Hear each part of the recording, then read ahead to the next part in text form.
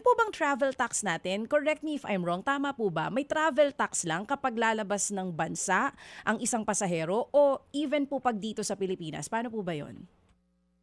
Ma'am, the travel tax kasi hindi po sa DOTR. The travel tax is, I think, under TIEZA. Okay, oo. And, opo. Pero ang pagkakaalam ko, usually, the travel tax are either incorporated sa ticket mo. Yes And po. I think, kaya hindi ko masagot masyado, ma'am. But based on my, kumbaga, personalized, I don't know if it's tama po, kapag lumalabas po, Oo. the travel tax. Yes. Opo. Meron nga po akong tinitignan dito. Ang sinasabi dito, paglalabas ng bansa. And yes, it's under Opo. TIEZA. Ginagamit daw po yung tax na iyan for tourism infrastructure, projects for tourism. May napupunta din pala sa CHED and even sa culture and sports.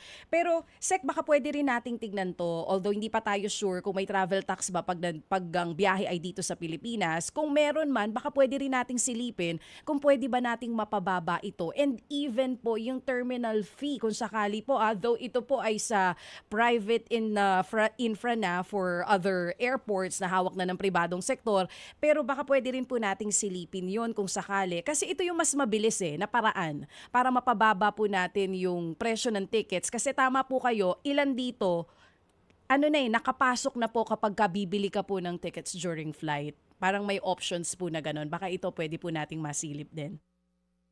Yes, ma'am. Tama po kayo. Magipag-ugnayan po tayo sa TIEZA at saka sa DOT, no, mother agency po ng TIEZA, so far sa travel tax is concerned. Sa terminal fee po, under sa jurisdiction po ng CAAP yan. Yung mga aming mga sinasabing mga airports na nasa ilalim pa rin po ng CAAP at DOTR, titignan namin kung paano pa namin maibaba yung ating mga terminal fee. Pero ang pagkakaalam ko po, yung terminal fee namin, I think ang pinakamataas ay more or less mga 300 pesos lang po. At ang rason po para kung bakit tayo kumukuha ng terminal fee, kasi ito po yung nagsusustain ng mga pasahod, ng mga utilities natin.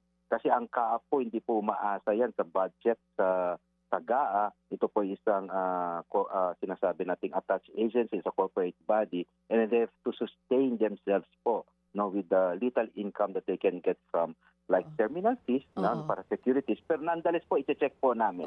I-check po namin. At kung maaari pa namin ibababa po ko namin. For domestic flights, yung lumang fee po 200, papunta po yan sa 390 pesos. So, tama po ba yung pagkakaintindi ko? Yung terminal fee, sa gobyerno din po ito? Hindi po ito sa pribado na pupunta? Yung terminal fee po na hindi po under concession with private companies or private entities, napupunta po yan sa CAAP po, sa gobyerno po, no? And yung terminal fees po natin, magkakaiba po yan, depende po kung saan lugar po. So may terminal fee. Walang uniform application ng terminal fee. Pero tama po kayo, ma'am, na kailangan din namin tignan at kung kaya pa namin ibaba to the bare minimum, gagawin din po namin. Mga kapatid, brothers and sisters, saan ka pa? Dito na tayo sa totoo. Dito na tayo sa True FM. Mga kapatid, mag-subscribe and follow po kayo sa social media accounts ng True Network PH. Yan po kami. Hanapin nyo lang True Network PH, Facebook, Instagram, YouTube, TikTok, and podcast.